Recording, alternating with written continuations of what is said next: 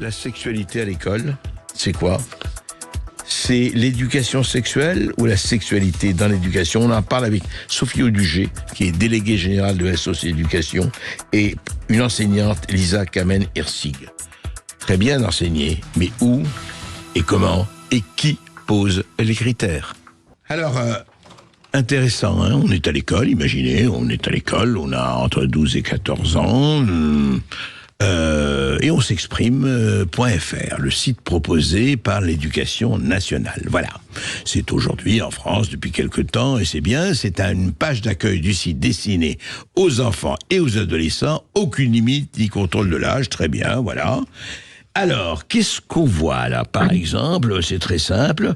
L'enfant choisit le type de pénétration. C'est un vaginal, anal ou sexe oral. Voilà. C'est l'enfant. Donc, vous avez entre 8 et 12 ans. Eh bien, écoutez, la liberté de choix, c'est de vous laisser choisir. Clique sur la pratique qui t'intéresse. Intéressant. Voilà, c'est bien, hein. Et puis, il y a comme ça, voilà. Les explications sont crues. Excusez-moi, mais... en parler quand même. Alors, les personnages sont enfantins, chaque pratique est détaillée, à la califourchon sur le dos, la femme peut guider la pénétration. La femme est penchée à quatre pattes et derrière elle, son partenaire la pénètre, la femme est couchée sur le dos, etc., etc. Et par exemple, il est... alors, oui, c'est bien, non, il y a des garde-fous. Pour la masturbation et le porno, il est indiqué déconseillé au moins de 10 ans. Pour les pratiques sexuelles sans pénétration, déconseillé au moins de 12 ans. Bon, ben écoutez, c'est bien que je veux dire, ils disent pas déconseillé au moins de 6 ans ou de 8 ans. Non, mais il faut pas exagérer. Alors, Sophie Audugé, vous êtes fondatrice, présidente de SOS Éducation. On en a déjà parlé, mais cette histoire quand même, et on va en parler aussi avec Elisa Kamen-Hirsig, qui a écrit La Grande Garderie aux éditions Albin Michel, mais... Sophie Audugé, quand même, quelque chose...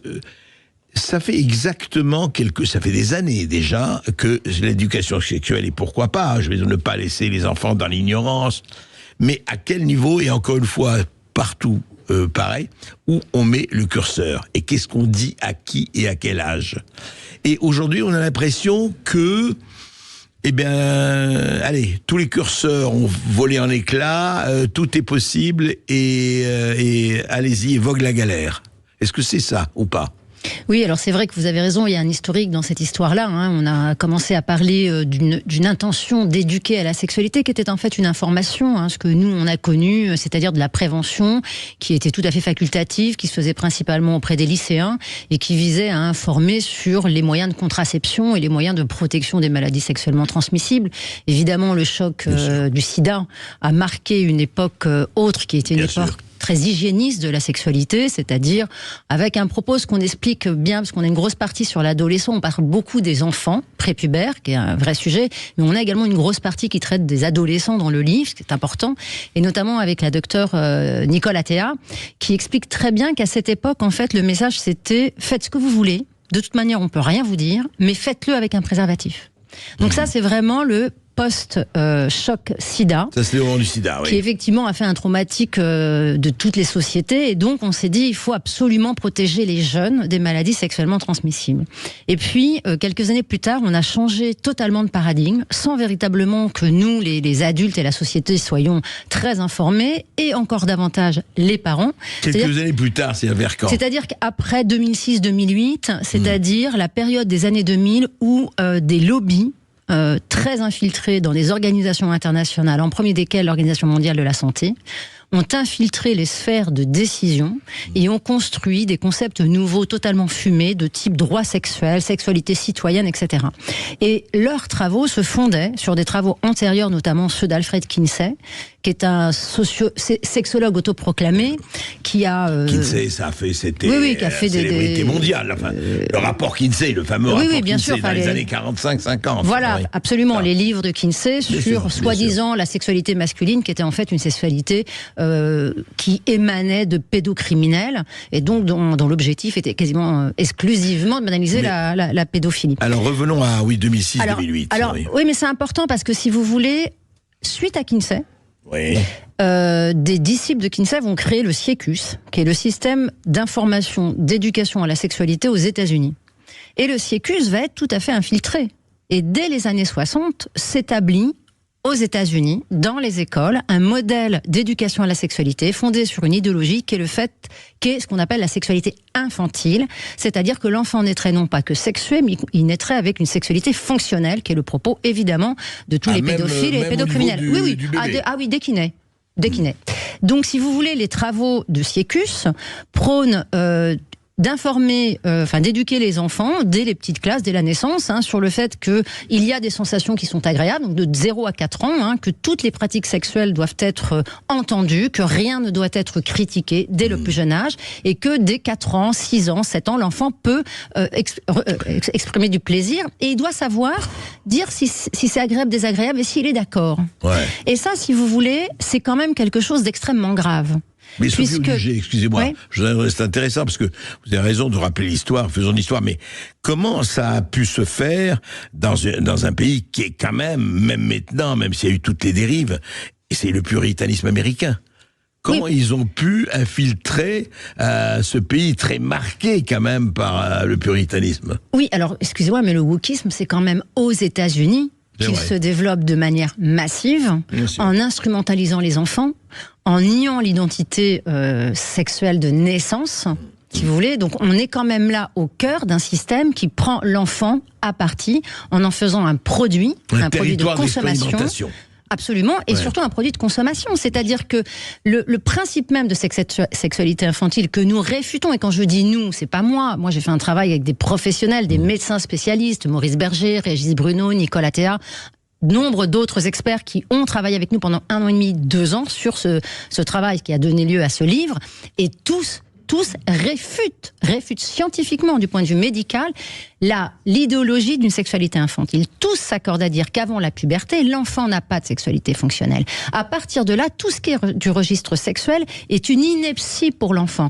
Or, penser qu'il serait utile à l'enfant pour grandir, de lui fournir une éducation sur la sexualité, c'est un mensonge. L'enfant n'a pas besoin de ça pour grandir, mais pire que ça, il ne faut surtout pas l'installer dans un registre sexuel quand il est un enfant. Et certainement pas au cœur de l'école, qui est une institution d'adultes ayant autorité sur l'enfant, qui devrait donc éduquer des enfants en situation de mise sous contrainte d'un enseignement obligatoire dans un espace qui est collectif et donc qui est un... Alors on va en parler de cela, Sophie Audugé, mais pourquoi vous dites, je rappelle, le livre, vous l'avez fait avec Maurice Berger et puis... Nicolas Théa et Régis Bruno. Voilà, et Régis Bruno. L'éducation sexuelle à l'école, les nouvelles orientations de l'éducation nationale en question, aux éditions Artege. Mais juste un mot, vous dites, il faut, tous s'accordent, vous dites, tous les gens avec qui vous avez collaboré et puis les autres, il ne faut pas, il n'y a pas de sexualité fonctionnelle chez l'enfant et jusqu'à quand? C'est-à-dire, la sexualité fonctionnelle commence quand, à partir du moment où la puberté s'installe, c'est-à-dire où l'enfant a atteint un niveau de développement à la fois physiologique, comme on le rappelle dans le livre avec Nicolas Théa, si vous voulez, au moment de la puberté se produit la production d'une hormone qui va engager le développement des testicules chez les garçons et des ovaires chez les filles. À partir de ce moment-là, il y a tout un ensemble de mécanismes biologiques, physiologiques qui se mettent en place et vont faire émerger des pulsions qui sont des pulsions sexuelles. À ce moment-là, c'est-à-dire à partir du moment où l'enfant commence à avoir ses développements physiologiques, souvent les jeunes sont encore dans l'enfance. Mais ils vont avoir des capacités physiologiques. Et ensuite, les capacités cognitives et psychiques vont faire que les enfants qui passent à l'adolescence vont avoir des pulsions de désir, des pulsions érotiques. Qui sont naturelles, d'ailleurs. Bien sûr, et qui sont corrélées au psychique. Et le fait de considérer qu'il suffirait d'avoir un sexe, c'est-à-dire un organe qui n'est pas fonctionnel sur la partie sexualité, pour avoir une sexualité, est un mensonge. Et ces médecins professionnels ne sont pas consultés quand on fait des programmes comme ça. Et pour revenir à votre première question, effectivement, la loi de 2001 a imposé de faire l'éducation à la sexualité dans toutes les classes d'âge, 3 fois par an, c'est-à-dire dès le CP, mais entre 2001 et aujourd'hui, l'instruction est obligatoire dès les maternelles, donc dès 3 ans, et on a vu on a vu dans des écoles, dans des classes de maternelle, dans des classes de CP, des séances d'éducation à la sexualité où on parlait du registre sexuel, de fellation, de sonomie, de sucer, Vraiment, etc. dans les maternelles. Dans des écoles. Mais dans les maternelles. Je veux dire, au niveau des maternelles. Mais bien sûr, au niveau des maternelles, on a dans des écoles des livres qui sont lus sur la masturbation. Que la masturbation, c'est quelque chose qu'on fait pour se faire du bien, etc. Ce qu'il faut bien comprendre, si vous voulez, c'est que on franchit plusieurs frontières quand on fait ça. Tout d'abord, on franchit une frontière qui, normalement, doit être infranchissable pour protéger les enfants des abus sexuels, notamment de l'inceste. C'est la frontière qu'il n'y a pas de registre sexuel entre un adulte et un enfant, et en aucun cas entre un adulte qui a autorité sur un enfant. Or, quand on fait ce genre d'intervention dans les écoles, on franchit cette première frontière-là qui est faite pour protéger les enfants. L'école, elle doit faire l'inverse de ça. Elle doit juste rappeler aux enfants qu'il n'y a pas d'adultes qui peuvent toucher les parties intimes d'un enfant et lui demander de le faire, et que c'est un crime puni par la loi, et que c'est très grave, et que les enfants doivent être protégés, qu'il y ait des adultes de la pédocriminalité. Pour les protéger. Et ça, ce n'est pas fait dans ce cadre-là. On considère que justement, le fait de parler de sexualité aura plus tendance à inciter, puisque à ce moment-là, les enfants ont un mode d'apprentissage par imitation, et qu'au contraire, ça ne va même pas inviter un enfant qui est abusé à venir le dire. Si on lui dit que c'est normal de se faire du bien, que les gens qui s'aiment, qui s'apprécient font des caresses pour se sentir bien et se dire leur amour, on voit pas comment un enfant qui est abusé par son grand-père, son oncle, un ami de la famille, va comprendre que ce qui se passe, alors que c'est exactement les propos du pédocriminel, ce n'est pas normal. Et on a des connaissances là-dessus. Malgré tout, on continue à faire croire que l'éducation à la sexualité chez les plus jeunes, c'est pour les protéger des abus sexuels. C'est un mensonge, c'est pas vrai. Voilà. Alors justement, on va continuer d'en parler après cette petite pause, et on va aussi recevoir et entendre Lisa Kameniersig. À tout de suite. N'hésitez pas à nous appeler au 0826 300 300. On retrouve André Berkoff avec ses invités pour nous parler de l'éducation à la sexualité à l'école, avec donc ses invités Sophie Audugé, déléguée générale de SOS Éducation, et Lisa Kameniersig, enseignante. À tout de suite. Sud Radio. Sud Radio. Parlons vrai. Parlons. Je n'aime pas la blanquette de veau. Je n'aime pas la blanquette de veau. Sud Radio Berkoff dans tous ses états. Et oui, dans ces matières, sexualité, que faut-il et comment légiférer? C'est jamais facile. Entre censure, entre répression et entre un laxisme absolument sans frontières. Bonjour Lisa Kameniersig. Bonjour André. Bonjour. Bonjour Sophie. Bonjour Lisa. Dites-moi, alors vous avez écrit, on en reparlera d'ailleurs de votre livre parce qu'on va faire quelque chose sur cette grande garderie que vous avez écrit l'année dernière aux éditions Albin Michel. Et il y a vraiment beaucoup de choses à dire aussi. Ça, c'est la garderie. D'ailleurs, il n'y a pas que l'école qui s'est transformée en grande garderie. Il y a pratiquement tout le pays. Et à quel niveau? Et je crois que ça aussi, cette espèce d'assistanat hallucinant est à suivre. Mais là, nous restons un peu sur ce problème de justement de l'éducation sexuelle. Et je voulais savoir votre sentiment. Qu'est-ce que vous en pensez par rapport à ce qui s'est fait depuis à peu près 20 ans, Lisa Kameniersig? Ça correspond à mon entrée dans le métier. Moi, j'ai commencé à travailler, je suis devenue enseignante en 2004. Oui. Et quand j'ai fait ma formation, honnêtement, on m'a très peu parlé de ce sujet. On m'a beaucoup parlé des stades de développement de l'enfant, mais de son développement intellectuel. J'ai vu, moi, une bascule au moment du ministère de Madame Najat Vallaud-Belkacem. Oui. D'ailleurs, j'avais créé un blog sur le sujet dans lequel je parlais beaucoup de Monsieur Kinsey et de ses expériences in vivo sur des jeunes gens dont qu'il a parfois poussé au suicide. Faut quand même, ça va très très loin, toutes ces histoires. Et ce que je vois aujourd'hui, c'est que les associations qui sont très partie prenante, très ingérente dans l'école aujourd'hui, nous reprochent à nous, les enseignants, de ne pas faire assez d'éducation sexuelle à l'école, de ne pas mettre en œuvre les programmes qui ont été renforcés sur ce sujet-là, notamment par Monsieur Papendiaï, avec une espèce d'obsession. Vraiment, il revenait sur le sujet très régulièrement, par des tweets, par des circulaires, etc. Ah oui. Même Monsieur Blanquer, qu'on aurait pu imaginer un peu plus réticent, s'est montré très progressiste, entre guillemets, sur le sujet, c'est-à-dire en encourageant les professeurs à à prendre en charge les cas des élèves qui se comporteraient en petites filles lorsqu'ils sont des petits garçons et inversement, sans forcément en parler aux parents. Il y a une circulaire qui, si j'ai bonne mémoire, date de 2019. Attendez, excusez-moi, je vous interromps parce que c'est très important. C'est-à-dire que on vous a encouragé, disons officiellement ou pas par écrit ou pas. Il s'agit pas d'encourager. L'idée de Monsieur Blanquer, c'était de dire, c'est écrit dans la circulaire, noir sur blanc, si un enfant montre des signes d'hésitation entre deux sexes. Par exemple, un petit garçon demande à se faire appeler, je dis n'importe quoi, Colin, alors qu'il s'appelle Colline. Et puis qu'il aime beaucoup le rose et qu'il joue à la poupée dans sa classe de maternelle. Posez-lui des questions, emmenez-le voir la psychologue scolaire. Et si vous pensez que dans son milieu familial, ça peut poser un problème. Alors évidemment, on désigne sans le dire les familles religieuses, les familles musulmanes ou les familles chrétiennes chez lesquelles éventuellement ça peut moins bien se passer pour ces enfants-là. Si jamais vous pensez qu'il y a un danger pour cet enfant, vous n'êtes pas tenu de prévenir ses parents. Et donc, c'est pas du tout l'encourager, c'est ne pas prévenir les parents des démarches qu'on fait avec lui, ce qui est déjà très grave. Ce qui est déjà quand même quelque chose, exactement. C'est en ce sens que je disais ça. Juste un mot, vous enseignez dans quelle classe vous-même? Moi, j'ai des CM2. Oui. Donc, je suis censée effectivement faire l'éducation affective et sexuelle avec mes élèves. Moi, je m'en remets à une association qui vient dans ma classe, mais je reste. J'écoute tout ce qui se dit, et il m'est arrivé d'intervenir, notamment lorsqu'une petite fille avait fait part à la dame qui organisait la conférence.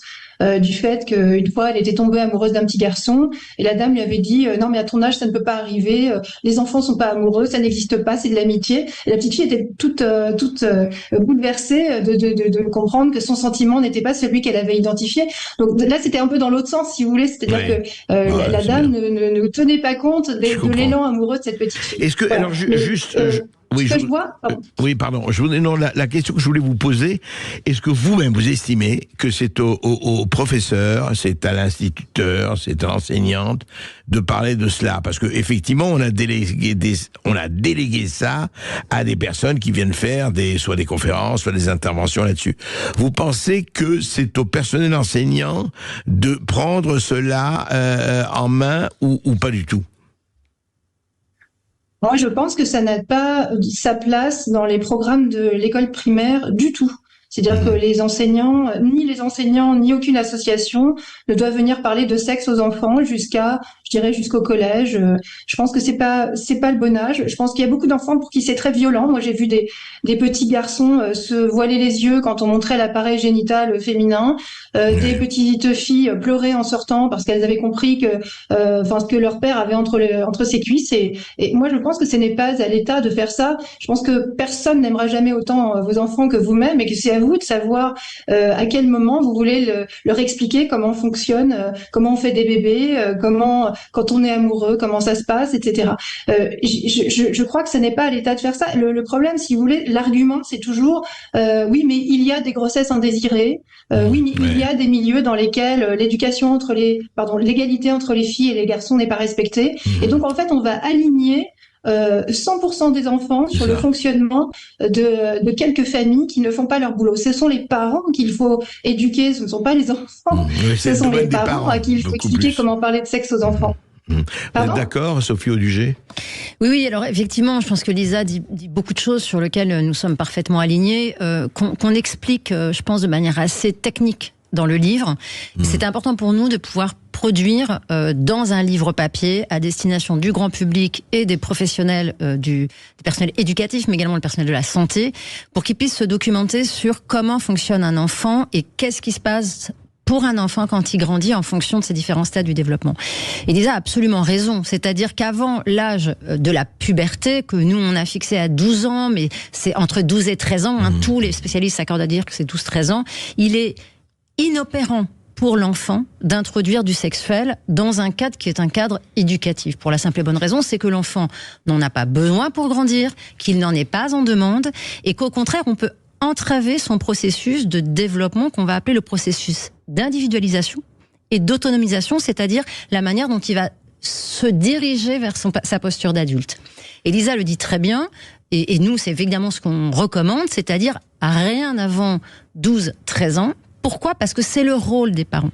Et dans nos recommandations, on propose par contre de faire des formations, des guides pour aider les parents qui ont des difficultés à savoir quoi dire à leur enfant, ce qu'il faut leur dire, ce qu'il ne faut pas leur dire. Parce que si vous voulez, ce qu'explique très bien Maurice Berger sur ces questions-là, c'est que en fait, et souvent on confond, si vous voulez, la curiosité qui est celle de l'énigme de sa naissance, qui est une pulsion de savoir et non pas une pulsion de sexualité, ce qui est très bien différent. Bien sûr, qui n'est pas la même chose. Voilà. Et si vous voulez, l'enfant va créer des réponses qu'on va appeler des réponses fantasmagoriques, c'est-à-dire sur des fantasmes de comment il est né, les fleurs, enfin les boutons, les fleurs, etc. Les choux, les roses, etc. Mais c'est quelque chose qui est essentiel pour lui dans le processus qu'il doit faire pour se détacher justement de sa position d'enfant et de retenir la place à ses parents. Et ça, c'est un travail individuel que chaque enfant doit faire à son rythme. Et à partir du moment où on vient casser ça, pour lui dire, par exemple, comme on l'entend dans certains endroits, c'est-à-dire qu'on a des associations qui disent « Non, à 6 ans, faut lui dire, c'est pas ta zézette, c'est une vulve ». C'est faux. C'est faux parce que la vulve d'une adulte n'est pas la zézette de l'enfant, elle ne le sera pas. Et il ne faut pas qu'elle le soit, parce que cet enfant a besoin de ça pour se grandir. Ça commence par le vocabulaire, ça commence par le mot, ça commence par l'expression, Maurice, c'est très clair. Maurice Berger est très clair là-dessus, Régis Bruno aussi. On doit laisser les enfants utiliser leur vocabulaire jusqu'à l'âge où ils ont atteint la puberté. Voilà. Et ça, c'est très critique. Oui, voilà. Et après, par contre, voilà, ce qu'on appelle l'âge de tous les dangers pour les parents. Là où on va chercher des guides de survie de l'ado qui fait la gueule. Exactement. Et là, par contre, effectivement, et c'est pour ça qu'on a consacré une partie très importante aux adolescents. Nous, on considère que les parents ont un temps de retrait qui est important, et il leur reste à faire la prévention et la transmission des valeurs. On en parlera tout de suite après cette petite pause. À tout de suite. On retrouve tout de suite François Bercoff et ses invités pour parler de l'éducation à la sexualité à l'école. Si vous avez une question ou une réaction, n'hésitez pas à nous appeler au 0826 300 300 ou à réagir sur notre Facebook Live. Sud Radio. Sud Radio. Parlons vrai. Parlons vrai. Sud Radio. Parlons vrai. Sophie Audugé, Maurice Berger, l'éducation sexuelle à l'école aux éditions Artege, Lisa Kamenersig, la grande garderie, on en reparlera aux éditions Albin Michel. Lisa Kamenersig, effectivement, puisque vous vous occupez de cette tranche d'âge, c'est tout à fait... Est-ce que vous avez, alors, votre expérience, parce que c'est très intéressant de savoir, votre expérience d'enseignante, est-ce que des parents viennent vous voir, est-ce que, suite à telle ou telle rencontre, d'abord, juste, quelle fréquence chez vous, dans vos classes, de gens qui viennent parler de la sexualité, etc. C'est quelle fréquence? Dans mon école, c'est une fois par an. D'accord. Et c'est en général une demi-journée. Dans l'école où j'étais précédemment, c'était toute une journée, mais les garçons et les filles étaient séparés. Tout ça, c'est organisé en général par le chef d'établissement, en tout cas dans les écoles où je suis passée.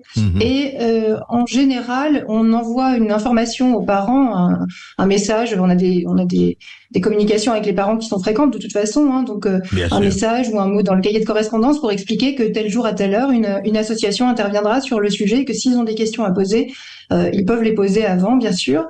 Donc dans les établissements dans lesquels je suis passée, en général, moi je considère que c'est pas trop mal fait. Moi, ce que je vois surtout, c'est que on nous reproche dans la presse. Là, j'ai lu que le planning familial avait adressé une lettre l'été dernier à Madame Belloubet pour lui demander que les programmes d'éducation sexuelle soient véritablement mis en place dans les écoles, réellement mis en place, en se plaignant que je crois, 3 séances annuelles ne soient pas assurées. Mais alors, au-delà du problème de sexualiser les enfants très jeunes, qui est un gros problème, je dirais bien, moi, qu'on a un autre problème en tant qu'enseignant, c'est qu'on n'a plus le temps d'enseigner les autres matières. Parce que quand vous mettez l'éducation sexuelle, l'écologie, le harcèlement, les journées égalité hommes-femmes, les journées contre je sais pas quoi, l'antisémitisme, le racisme et je sais pas quoi.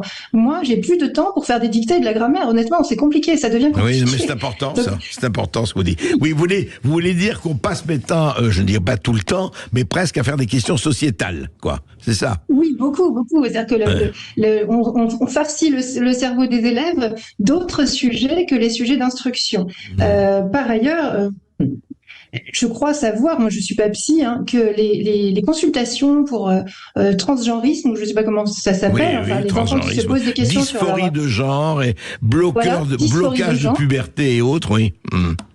Voilà, je crois savoir que les consultations chez les psychologues, les psychiatres spécialisés sont en très forte croissance depuis quelques années. Oui, Ce qui semblerait dire qu'en fait, le fait d'en parler en permanence provoque des questions chez des enfants, des questions qu'ils ne se posaient pas auparavant. Moi, j'ai presque 50 ans.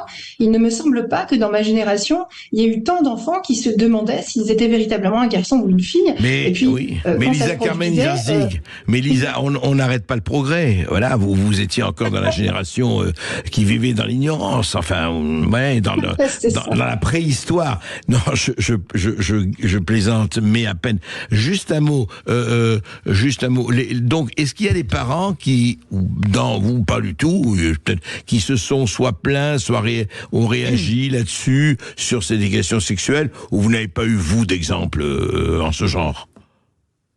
Honnêtement, dans les écoles dans lesquelles je suis passée, c'est fait de manière à ce que les parents n'aient pas à se plaindre des interventions des associations. Ce sont des associations qui sont triées sur le volet. Moi, ce que j'entends, c'est plutôt des exemples qui viennent d'ailleurs. Et puis, je suis allée sur le site de l'Éducation nationale, sur lequel vous pouvez trouver, c'est tout à fait officiel, la liste des associations agréées pour intervenir dans les écoles. Alors, pas seulement sur le sujet de la sexualité, mais sur tous les sujets. Il y a des conférences sur plein d'autres sujets.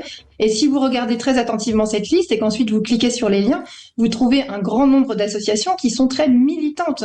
Et quand je dis militantes, ce sont des gens qui prônent l'idée qu'on ne n'est pas sexué, que voilà, on a un sexe biologique, genre, etc. Oui. Voilà. Ouais. Et des théories qu'on retrouve aussi dans certains manuels aujourd'hui. D'accord. Alors justement, vous voulez parler des manuels, Sophie Audugé, moi, vous en parlez dans votre livre. Moi, je voudrais qu'on donne des exemples, parce que les gens connaissent pas ou n'ont pas eu affaire à même que ce soit avec leurs enfants ou eux-mêmes, etc. Qu'est-ce qu'on voit aujourd'hui, en 2024, dans des écoles françaises ou ailleurs, des manuels, disons, pour enfants? Qu'est-ce qu'on peut lire? Alors, je vais vous donner des exemples qui ne sont pas dans les manuels, parce que je vais réagir aussi par rapport à ce que disait Lisa. Alors, effectivement, dans les écoles où Lisa a enseigné, a priori, on informait les parents et on était très vigilants sur le choix des associations. C'est pas du tout le cas partout. Au contraire, il y a des études qui montrent que dans 30 à 40%, les parents ne sont pas au courant, et quand ils sont au courant et qu'ils demandent ce qui va être dit, le chef d'établissement ou l'enseignant n'en sait rien et personne n'a contribué à produire le contenu, ce qui normalement est une obligation. Par ailleurs, je précise, et effectivement, ces trois associations, SOS Homophobie, Planning Familial et SIDAction, ont attaqué donc le gouvernement à l'époque où il y avait Pape Ndiaye, et Madame Belloubet a repris le flambeau là récemment avec cette obsession pour une raison très simple, c'est que si la loi était en œuvre depuis 2001, il n'y a que sur les programmes du cycle 3, c'est-à-dire CM1, CM2 et 6e, qu'il y avait d'intégrer dans les programmes scolaires, donc les programmes qu'enseigne Lisa, une information sur la reproduction, etc. Mais jusqu'alors, il n'y avait pas de programme officiel. Et c'est bien ce qu'a demandé Pape Ndiaye, et c'est bien ce qui est en train de se mettre en place. Et c'est-à-dire, c'est en train de se mettre en place. C'est-à-dire que Nicole Belloubet, dans son ministre démissionnaire, a pris un engagement, c'est d'appliquer, de faire appliquer l'éducation à la sexualité avec des programmes officiels obligatoires qu'on attend là d'un jour à l'autre.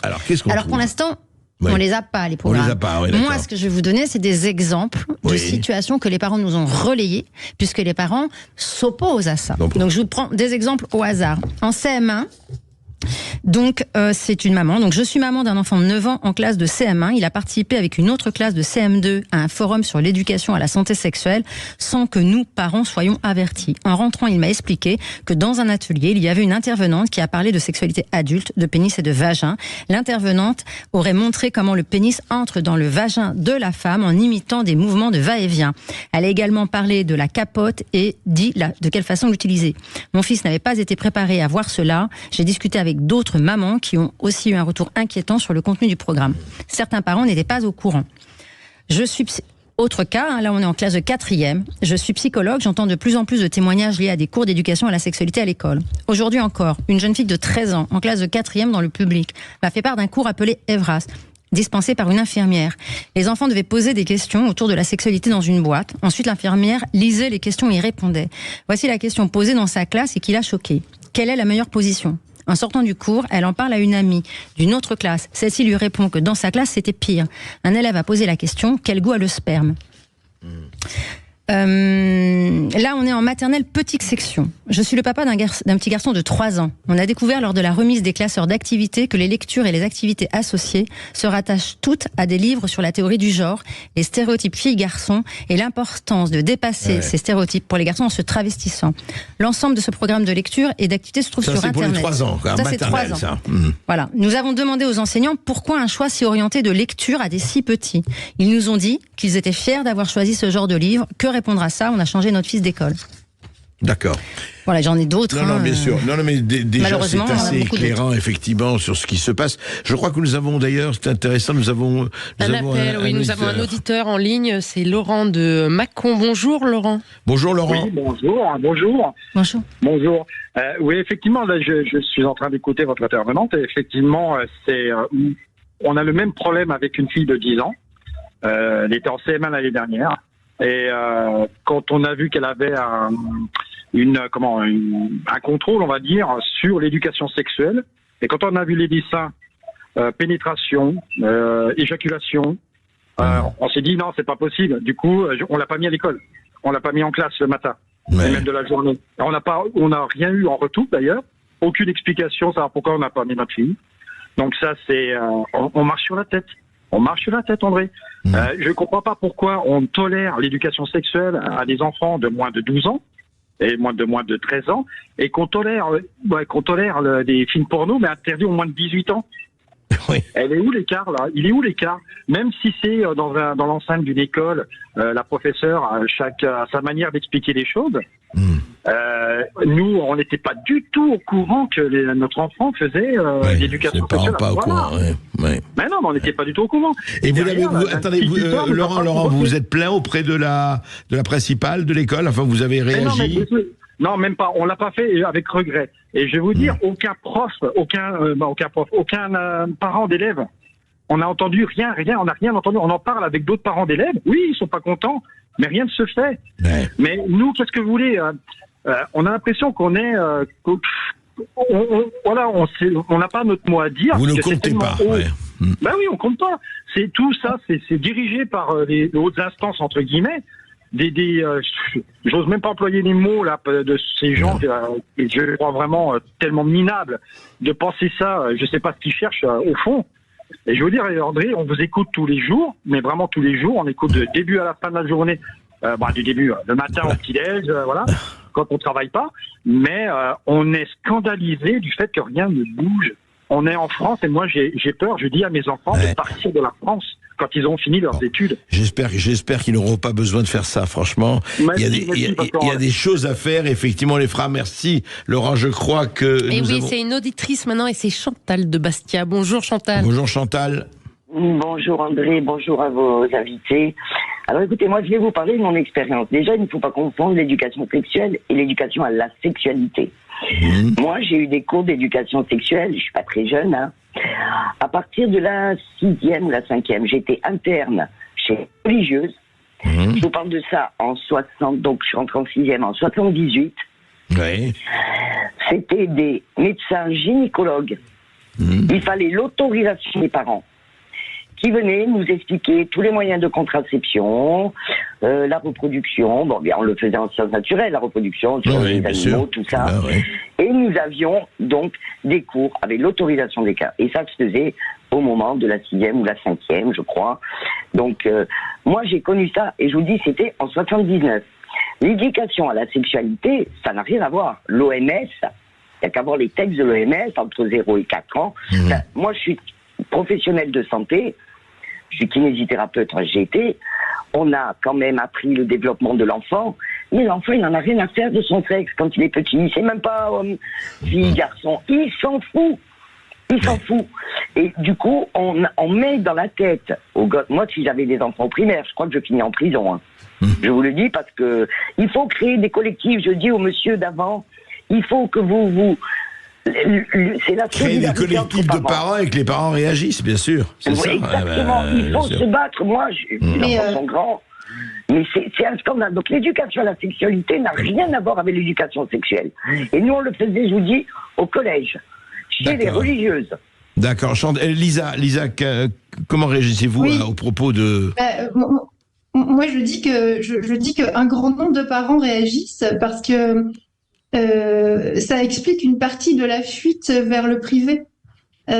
S'il y a beaucoup de facteurs, mais celui-ci est important. Moi, j'ai sorti mon fils aîné de l'école publique pour cette raison-là, parce qu'il a eu en CE2 une rédaction dont le sujet était « Qu'est-ce que tu ferais si tu changeais de sexe ?»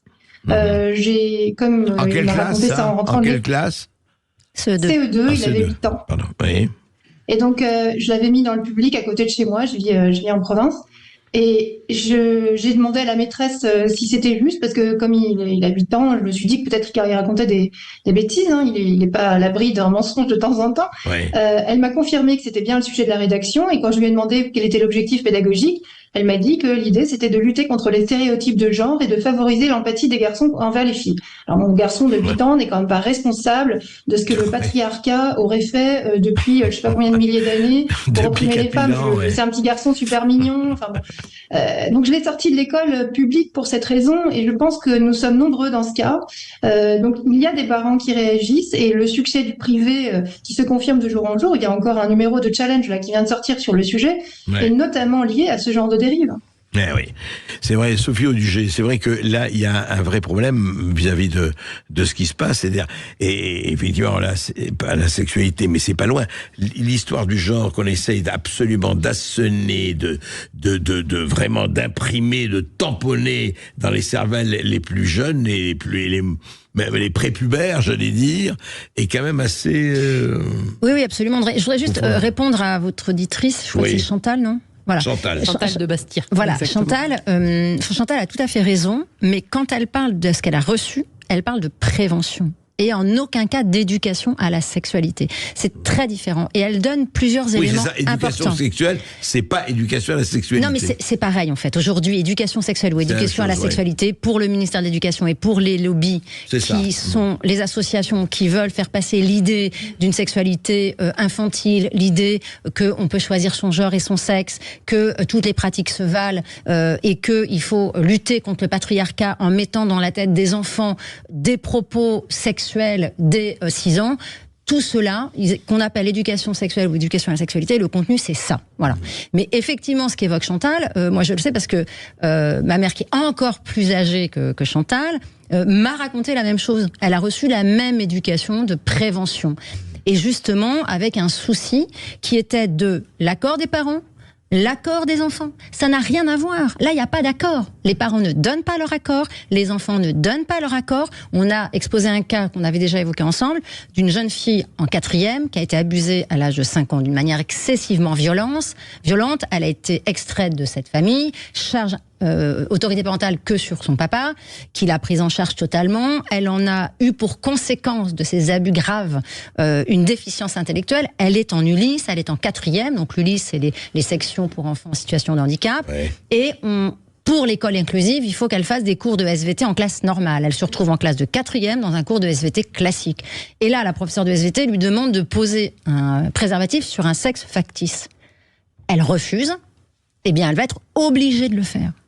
Donc elle va être obligée de le faire. Sinon elle ne pouvait pas sortir de classe. D'accord ? Donc là, on n'est plus dans de la prévention. Là, on n'est même plus dans de l'éducation à la sexualité. On est dans de la maltraitance à la limite d'un abus sexuel, puisque l'enfant a explicitement exprimé dans de l'oppression un refus totale, et un non-consentement. Donc ça, je pense que c'est important de ne pas se tromper sur les mots. Je veux dire, ce qu'évoque Chantal, c'est de la prévention. C'est utile. On dit qu'il faut le faire d'une certaine manière à partir d'un certain âge, évidemment à partir de 12-13 ans. C'est ce qu'évoque d'ailleurs tout à fait Chantal, mais pas avant. Pour ce qui est de ce que vous évoquez, bien sûr que l'éducation à la sexualité ou l'éducation sexuelle, on appelle comme on veut, qu'on nous fait passer comme étant une action pour lutter contre les abus sexuels ou pour représenter une forme positive de la sexualité, est un véhicule d'endoctrinement des enfants. Ça, c'est une évidence. Et on le voit bien, puisque là, par contre, je réponds à une question de tout à l'heure, dans les manuels scolaires, comme le dit très bien Lisa, il est aujourd'hui utilisé toute la sémantique des transactivistes. C'est-à-dire que le sexe serait assigné à la naissance, alors on ne sait pas par qui ni comment, mais enfin, il serait assigné à la naissance, qu'on pourrait en changer sans problème. Alors c'est pas sans problème, hein, c'est des médicaments à vie, c'est des chirurgies extrêmement invasives et très dangereuses pour la vie des jeunes qui s'y engagent. Est-ce que on arrive aujourd'hui, justement, dans ces manuels ou ailleurs, comme on a vu dans certaines affiches du planning familial, l'homme peut tomber enceinte. Absolument. C'est pas dans les manuels, ça. Si, absolument. C'est dans certains manuels. Ah oui, on dit l'homme peut tomber enceinte. Bien sûr. Bien sûr, puisqu'il y a toutes les modes de procréation qui sont instruits, parce que c'est bien de ça dont il s'agit, des nouveaux programmes prévoient justement ce qui nous a choqué avec Maurice, c'est-à-dire de demander aux enfants de parler de leur intimité, de ce qui se passe à la maison dès 3 ans dans des espaces qui s'appellent les espaces poupées. Voilà, ce qui est une intrusion dans l'intime de l'enfant et qui est contraire à la mission de l'école, bien évidemment, et dangereux pour les enfants. On reprend tout de suite après, c'est passionnant, après une petite pause, et on se retrouve avec Lisa Kamenersik et avec Sophie Audugé. Vous avez toujours un numéro pour nous appeler, le 0826 300 300. Berkoff dans tous ses états, on revient à l'antenne avec nos 2 invités qui nous parlent de la sexualité à l'école, Sophie Audugé et, et Lisa Kamenersik. Alors Lisa, justement, là on arrive effectivement quelquefois, il y a le délire, et on a vu quel délire, effectivement, au niveau de l'homme qui peut tomber enceinte, et puis, etc., etc. Vous savez, la chose ne s'arrête jamais. Je vais vous citer une histoire vraie. Au Congrès américain, vous savez, ils font toujours des prières au début du Congrès américain, et un député américain, donc, fait la prière, et finit par Amen. Et il ajoute A woman. Parce que sinon, s'il ne dit que Amen, ça va pas, on parle que des hommes. Non, mais pour vous dire à quel point on peut arriver. Alors, est-ce que, là c'est l'enseignante que je m'adresse, Lisa Kamenersik, est-ce que c'est pas aussi une question de vocabulaire? Est-ce qu'on n'est pas en train de truquer et de traquer le vocabulaire pour, justement, le plier à la nouvelle idéologie du genre et en genre? Bien sûr. Bien sûr, mais ça c'est une passion socialiste, vous savez, c'est de changer les mots, de changer la langue pour essayer de changer la réalité. Tous les régimes totalitaires ont toujours fait. Orwell. Oui, c'est ça, Orwell. Il y a d'autres. Si vous connaissez peut-être La langue du Troisième Reich, qui a été écrite par son nom m'échappe, mais c'est passionnant. Ou les livres de Françoise Thom expliquent ça très bien. Donc ça, c'est tout à fait vrai. Alors là où ça va très très loin, je trouve, c'est que évidemment, alors on demande aux enseignants en poste de mettre en place ce programme d'éducation sexuelle, mais on va aussi dans les inspés. Ce qu'on appelle les inspés, ce sont les anciens d'IUFM, ce sont les endroits où on forme les futurs professeurs des écoles. Et il y a un inspé en particulier qui est extrêmement actif sur ce sujet, c'est l'inspé de Lille, qui consacre là 2 semaines de formation. Donc chaque année, ils ont 2 semaines soi-disant de recherche pour les futurs enseignants. Et là, cette année, ces 2 semaines seront consacrées à l'éducation sexuelle à l'école. Donc vous imaginez, sur une année de formation, vous avez 2 semaines consacrées à la manière dont vous allez pouvoir enfin, évangéliser vos petits élèves. Vous êtes maîtresse ou maître stagiaire. Pendant 2 semaines, vous allez vous farcir la théorie du genre, comment on apprend aux enfants que la masturbation, c'est formidable quand on a 4 ans, qu'on ne dit pas un zizi ou une zézette, mais une vulve et un phallus, et pourquoi il faut le faire. C'est-à-dire évidemment avec tous les sous-jacents théoriques pour bien prouver à ces jeunes étudiants que c'est nécessaire, que c'est le progrès, etc. Et alors tous les inspés le font, mais alors l'inspé de Lille, c'est vraiment les plus actifs dans le domaine. Et ça prend 2 semaines de formation pour les futurs enseignants, c'est ça? Oui, voilà, c'est ça. En attendant, quand ils arrivent devant une classe, ils savent pas enseigner la division ou ils connaissent pas l'histoire de Louis XIV. Ça, il n'y a pas de problème. La division, l'histoire et la géographie, ce n'est rien devant le zézette et le phallus. Vous m'avez déjà dit que j'étais un être préhistorique. Vraiment, Lisa. Non. Vous savez, on va vous mettre en cadre rééducation. D'ailleurs, Sophie Audugé aussi, parce que je trouve que vraiment, vous êtes très en retard. On s'amusera bien toutes les 2, je crois. Oui, je pense qu'on va bien rire. Mais non, merci en tout cas, merci à vous. Non, c'est vrai de faire des livres pour avoir raison gardée, et c'est vrai qu'il faut arrêter cette espèce de délire de faire n'importe quoi et de prendre, comme disait l'immortel Michel Audiard, de prendre les enfants du bon Dieu pour des canards sauvages. On n'est pas tous des abrutis, et il n'est pas question de se laisser abrutir, et surtout de laisser abrutir des enfants qui n'ont pas effectivement encore la raison et le libre arbitre et l'esprit critique. Sud Radio.